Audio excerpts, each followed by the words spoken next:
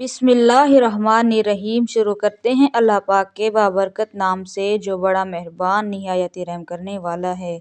आज की वीडियो हज़रत मोहम्मद सल्लल्लाहु अलैहि वसल्लम के मोजज़ात के बारे में है। इस वीडियो को आखिर तक लाजमी देखिएगा। वीडियो बहुत ही दिलचस्प होने वाली है। वीडियो को अभी से लाइक कर दीजिए और चैनल ज़रूर सब्सक्राइब करें।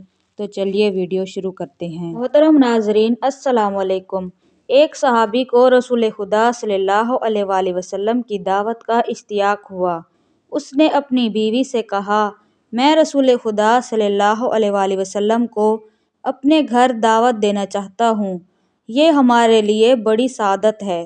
बीवी ने कहा, ज़रूर दावत दें। सहाबी ने छुरी उठाई और एक भेड़ ज़िबा की और बीवी खाना पकाने में मशगूल हो गई और सहाबी अन हज़रत सल्लल्लाहु अलैहि वसल्लम को लेने के लिए मस्जिद नबवी की तरफ चले गए। सहाबी के दो छोटे छोटे बेटे थे। एक बेटे ने बाप को भेड़ ज़िबा करते हुए देखा। बाप के जाने के बाद उसने अपने छोटे भाई से कहा, काश तू यहाँ होता तो तू देखता कि अब्बू ने भेड़ कैसे ज़िबा की थी। क्या मैं तुझे बताऊँ? छोटे भाई ने जवाब दिया, हाँ हाँ ज़रूर दिखाओ।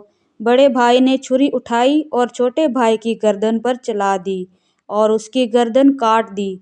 माँ ने जब देखा तो उसने बेटे को डांट कर कहा, ये तूने क्या कर दिया? बड़ा बेटा माँ की मार से बचने के लिए छत पर दौड़ा और छत से गिरकर मर गया। जब माँ ने दोनों बच्चों की लाशें देखीं तो मुंह पीट कर रह गई, मगर उसने इतने बड़े सदमे के बावजूद हज़रत मोहम्मद सल्लल्लाहु अलैहि वसल्लम का खाना पकाने में कोई कोताही ना की। उसने बच्चों की लाशें उठाईं और दूसरे कमरे में उन्हें रख कर उन पर कपड़ा डाल दिया। कुछ देर बाद उसका शौहर हबीब खुदा को अपने साथ लेकर आया। आप एक कमरे में बैठे। बीवी ने अपने शौहर को बुलाकर सारा माजरा सुनाया और उससे कहा कि दिल पर काबू रखना और नबी अकरम सल्लल्लाहु अलैहि वसल्लम की दावत में कोई खलल ना वाक़े होने देना। सहाबी ने हज़रत मोहम्मद सल्लल्लाहु अलैहि वसल्लम की खिदमत में खाना पेश किया।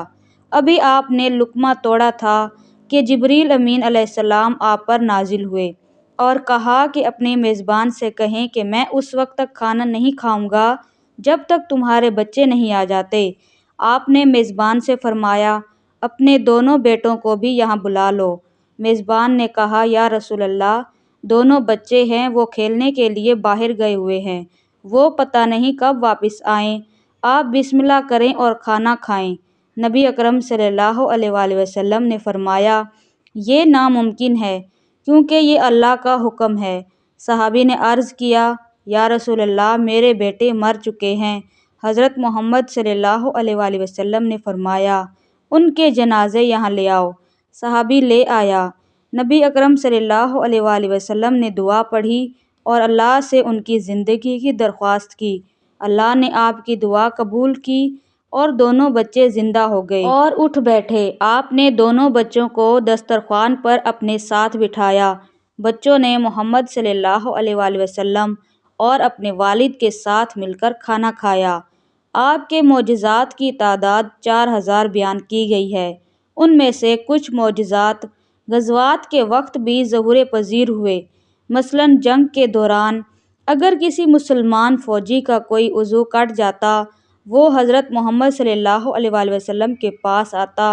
आप उसके कटे हुए हिस्से को बाकी हिस्से के साथ मिलाकर लुआब दहन लगाते तो वो फ़ौरन जुड़ जाता था और ज़ख्म का निशान भी बाकी ना रहता था। जंगे बदर में माज़ बिन जबल रज़ी अल्लाह तआला अन्हा ने अबू जहल से जंग की। अबू जहल ने माज़ रज़ी अल्लाह तआला अन्हु के पाँव में तलवार मारी जिससे उनका पाँव कट गया। सहाबा कराम उन्हें मैदान जंग से उठाकर ज़ख्मी हालत में हजूर सल्लल्लाहु अलैहि वसल्लम के पास ले आए। उस वक्त वो दर्द की शिद्दत से करा रहे थे तो हज़रत मोहम्मद सल्लल्लाहु अलैहि वसल्लम ने उनके पाँव का कटा हुआ हिस्सा दूसरे हिस्से के साथ मिला दिया और लुआबे दहन लगाकर उस पर पट्टी बांध दी। कुछ देर बाद सहाबा ने उनकी पट्टी खोली तो ज़ख्म का निशान भी नहीं था। जंगे खैबर के किलों को फतह करना मुसलमानों के लिए चैलेंज बन चुका था। मुसलमान जब भी हमला करते तो यहूदी सख्त मुकाबला करते और इस्लामी लश्कर नाकाम हो जाता। एक किले के पहलवान का नाम मरहब था। وہ بڑا طاقتور پہلوان تھا۔ جب وہ مسلمانوں کے مقابلے پر آتا تو مسلمان اس کے مقابلے ٹھہر نہ پاتے۔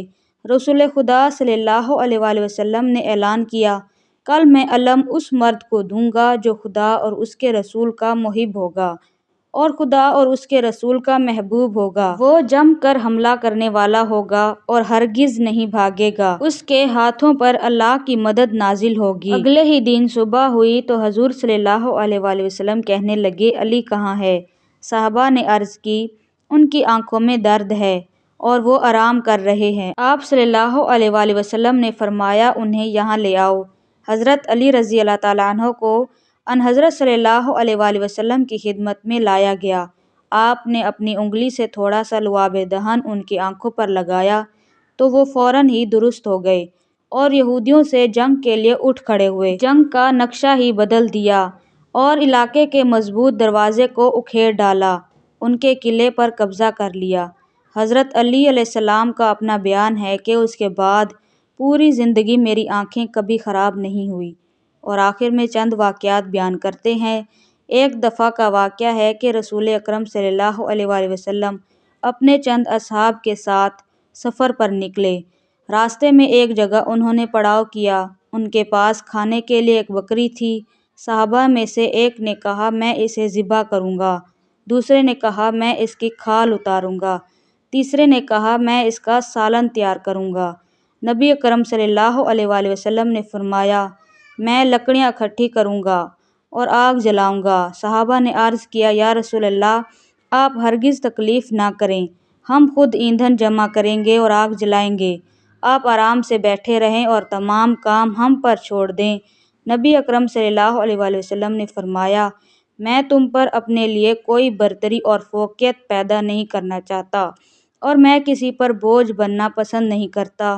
اللہ کو وہ بندہ ناپسند ہے جو دوسروں پر بوجھ بنتے ہیں۔ روایت میں مذکور ہے کہ ایک کنیز نے حضور صلی اللہ علیہ وآلہ وسلم سے عرض کیا کہ میرا مالک مجھ سے بدسلوکی سے پیش آتا ہے، لہٰذا آپ میرے ساتھ چلیں اور اسے کہیں کہ وہ مجھ سے بدسلوکی کا رویہ نہ رکھے۔ آپ نے کنیز کو ساتھ لیا اور اس کے مالک کے دروازے پر گئے۔ جب اس مالک نے آپ صلی اللہ علیہ وآلہ وسلم کی شفقت دیکھی اور سفارش کی کہ تم اس سے بدسلوکی نہ کیا کرو، تو اس مالک نے اس کنیز کو راہ خدا میں آزاد کر دیا۔ تو ناظرین، یہ تھے حضور صلی اللہ علیہ وآلہ وسلم کے معجزات۔ ویڈیو کو لائک کر دیجیے اور چینل ضرور سبسکرائب کریں۔ ملتے ہیں اگلی ویڈیو میں، اپنا بہت سارا خیال رکھیے گا۔ اللہ حافظ۔